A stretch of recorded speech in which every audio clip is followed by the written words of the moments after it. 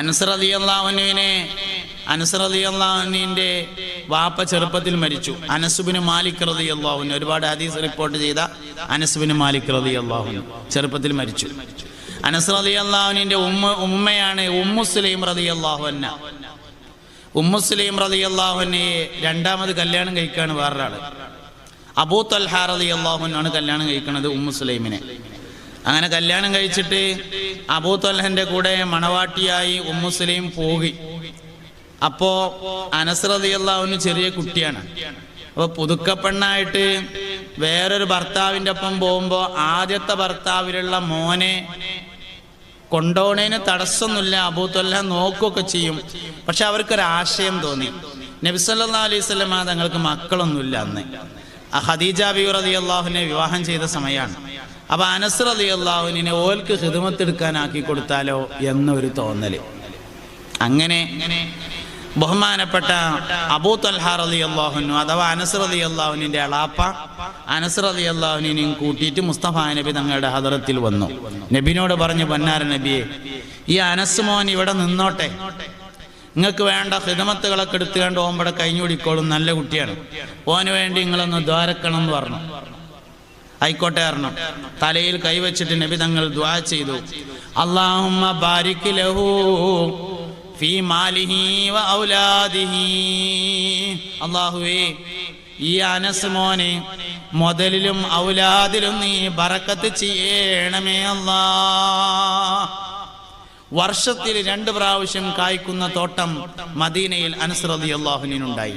സാധാരണ തോട്ടങ്ങൾ 1 പ്രാവശ്യമാണ് കായ്ക്കാറുള്ളത്.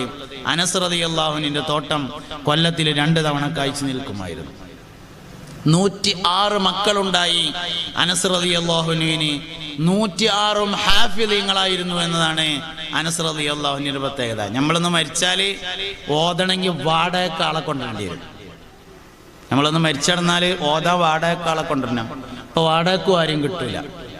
അനസ് റളിയല്ലാഹു അൻഹു മരിച്ചപ്പോൾ ഓതാനേ 106 ഹാഫിളീങ്ങളായ മക്കളുണ്ടായിരുന്നു. നബി സല്ലല്ലാഹു അലൈഹി വസല്ലം തലയിൽ കൈ വെച്ചിട്ട് ബർക്കത്തിന് വേണ്ടി തോരുന്നതാണ്, അല്ലാഹുമ്മ ബാരിക് ലഹു ഫീ മാലിഹി വ ഔലാദിഹി.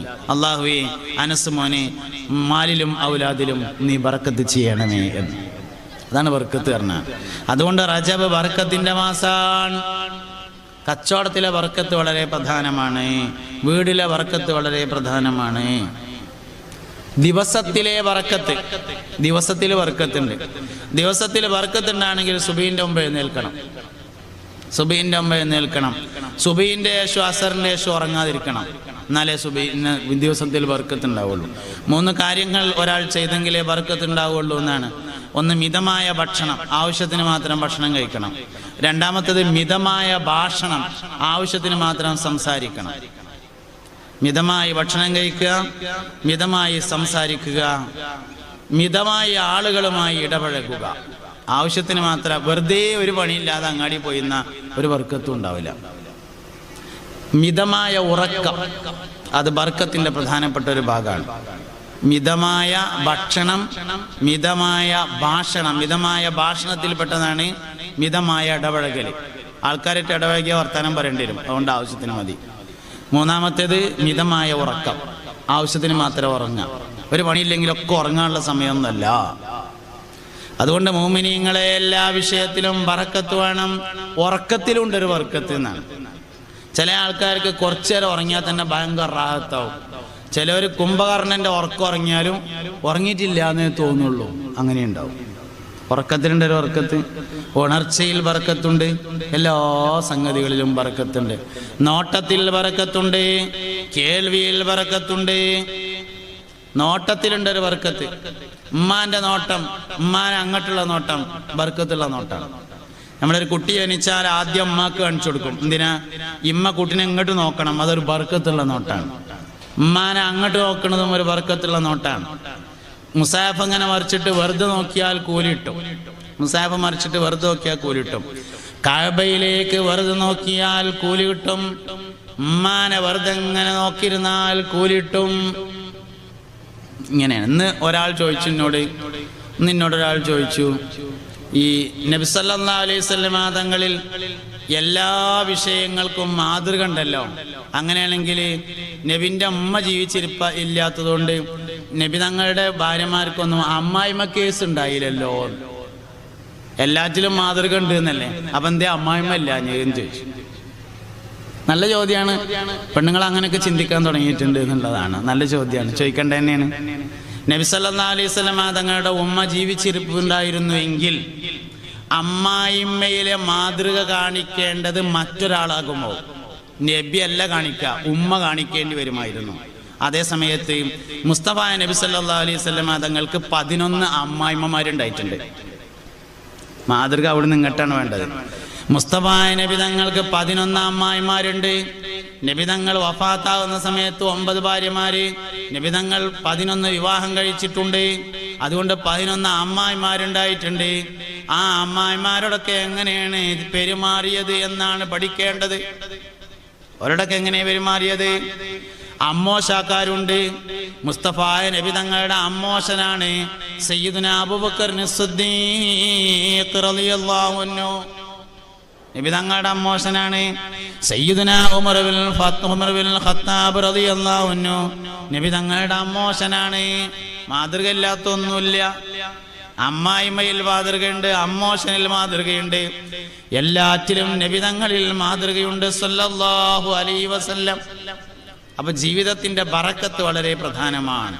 ബർക്കത്തിന് ദ്വാരക്ക, മക്കളിലെ ബർക്കത്ത്, കുടുംബത്തിൽ ബർക്കത്ത്, ഭാര്യയിൽ ബർക്കത്ത്, ഭർത്താവിൽ ബർക്കത്ത്. ഭാര്യയിലും ഭർത്താവിലും കുടുംബജീവിതത്തിൽ ബർക്കത്ത് ഉണ്ടാവാൻ 2 കാര്യങ്ങളാണ് ചെയ്യേണ്ടത് എന്നാണ്.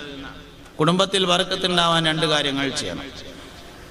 ഒന്നാമത്തെ കാര്യം എന്താ വെച്ചാല് പുരുഷന്മാരെ ആണുങ്ങൾ പറയണ വർത്താനം നേരാവണം. രണ്ടാമത്തെ കാര്യം പെണ്ണുങ്ങൾ ചെയ്യുന്ന പ്രവർത്തനങ്ങൾ നേരാവണം. ഒരാളെ വർത്താനം നേരാവണം, ഒരാളെ പ്രവർത്തനം നേരാവണം. വർത്താനത്തിൽ ആണുങ്ങളാണ് മുൻപന്തിയിൽ നിൽക്കേണ്ടത്, പ്രവർത്തനത്തിൽ സ്ത്രീകളാണ് മുൻപന്തിയിൽ നിൽക്കേണ്ടത്. പുരുഷന്റെ സംസാരം നന്നാവണം, സ്ത്രീയുടെ പ്രവർത്തനങ്ങൾ നന്നാവണം. പുരുഷന്മാരെ വർത്താനം പരിശുദ്ധ ഖുർആനിൽ അല്ലാഹു പറഞ്ഞിരിക്കുന്നു. സൂറത്തുർ റൂമിന്റെ 21-ാമത്തെ ആയത്തിലുണ്ട്, വമിൻ ആയാതിഹി അൻ ഖലഖ ലക്കും മിൻ അൻഫുസികും അസ്വാജാ ലിതസ്കുനൂ ഇലൈഹാ വജഅല ബൈനകും മവദ്ദതൻ വറഹ്മ. അല്ലാഹു കുടുംബജീവിതം നന്നാവാൻ വേണ്ടി നിങ്ങളിൽ മവദ്ദത്ത്, റഹ്മത്ത് എന്നീ 2 ഗുണങ്ങളെ വെച്ചിരിക്കുന്നു. മവദ്ദത്ത്, റഹ്മത്ത് എന്നീ 2 ഗുണങ്ങളാണ് കുടുംബജീവിതത്തിന് വേണ്ടത്. 2 സ്നേഹമാണ്, പക്ഷെ 2നും 2 പ്രകടനങ്ങളാണുള്ളത്. ഒന്ന് സംസാരമാണ്. മവദ്ദത്ത് എന്നത് സംസാരത്തിലൂടെ ഉണ്ടാകുന്നതും റഹ്മത്ത് എന്നത് പ്രവർത്തനത്തിലൂടെ ഉണ്ടാകുന്നതുമാണ്. അപ്പൊ പുരുഷന്മാരുടെ സംസാരം നേരാവണം കുടുംബജീവിതം നന്നാവാൻ. സ്ത്രീകളുടെ നിർമ്മാണ പ്രവർത്തനം എന്ന് പറഞ്ഞാൽ എന്തും വൃത്തിയാക്കല്, ഭക്ഷണം ഉണ്ടാക്കല്. അതിൻ്റെ അർത്ഥം ആണുങ്ങൾക്ക് ഭക്ഷണം ഉണ്ടാക്കാൻ പാടില്ല എന്നൊന്നുമല്ല കേട്ടോ. ആണുങ്ങൾ ഇനിയിപ്പോൾ ചായാച്ചുമ്പോൾ അതിന് ശേഷം മധുരം ഏറിയാലും കുഴപ്പമൊന്നുമില്ല. പെണ്ണുങ്ങൾ ചായാച്ചുമ്പോൾ കയറാൻ പറ്റൂല. ആണുങ്ങളെ വർത്താനം ഒരിക്കലും പിടുത്തം വിടാൻ പാടില്ല. പെണ്ണുങ്ങൾ ഇനിയിപ്പോൾ ശേഷം നൊലൊഴിച്ചാലും വലിയ കുഴപ്പമൊന്നുമില്ല. അങ്ങനെയാണ്. അപ്പോൾ ആണുങ്ങളെ വർത്താനം നേരാവണം, പെണ്ണുങ്ങളുടെ നിർമ്മാണ പ്രവർത്തനങ്ങൾ നേരാവണം. നിർമ്മാണം എന്ന് പറഞ്ഞാൽ ക്ലീനിങ്, അതുപോലെ വസ്ത്രം കഴുകല്, അതുപോലെ ഭക്ഷണം ഉണ്ടാക്കൽ. അതിനനുസരിച്ചുള്ള വർത്താനം ആണുങ്ങൾ എടുത്തുന്നതാണ്. നല്ല ഉഷാറായിട്ടുണ്ട്, ഭംഗിയായിട്ടുണ്ട് എന്ന വർത്താനം. ഇത് 2മാണ് നേരാവേണ്ടത്. ഇത് 2ഉം കേടെന്നാൽ പറ്റപ്പോയി. ഇത് 2ഉം കേടെന്നാൽ പറ്റപ്പോയി. അതുകൊണ്ട് ആണുങ്ങളെല്ലാവരും വർത്താനം പറയാൻ പഠിക്കണം. പലപ്പോഴും നമുക്ക് വർത്താനം പറയാൻ അറിയില്ല എന്നുള്ളതാണ്. ബർക്കത്തുള്ള വർത്താനങ്ങളൊന്നുമില്ല എന്നാണ്. ബർക്കത്തുള്ള വർത്താനം എന്താ? ബർക്കത്തുള്ള വർത്താനം എന്താ വെച്ചാൽ കൽബിലുള്ളത് പറയണം. അതാണ് ബർക്കത്തുള്ള വർത്താനം. ഈ ഇരിക്കണ നമുക്കെല്ലാവർക്കും, ഇതിലിപ്പോൾ കുറേ ആണുങ്ങളുണ്ട്, നമുക്കെല്ലാവർക്കും നമ്മളെ ഭാര്യമാരോട് ഭയങ്കര ഇഷ്ടമാണ്, പക്ഷെ നമ്മളാരും ഇത് പറയലില്ല എന്നുള്ളതാണ്.